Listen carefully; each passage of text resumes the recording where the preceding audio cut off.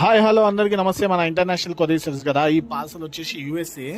ఇది యూఎస్కి వచ్చేసి ఏంటంటే కొన్ని మొత్తం అన్ని రిటర్న్ గిఫ్ట్స్ ఉన్నాయి. ఈ రిటర్న్ గిఫ్ట్స్ అనేవి చాలా పెద్ద బల్క్ ఉంటే దాన్ని అన్ని ఓపెన్ చేసి మంచిగా నీట్గా బబుల్ ర్యాప్లో ప్యాక్ చేసేసి దానిపై నుంచి న్యూస్ పేపర్ పెట్టి ప్యాక్ చేసి మరి మనం పెట్టామన్నమాట.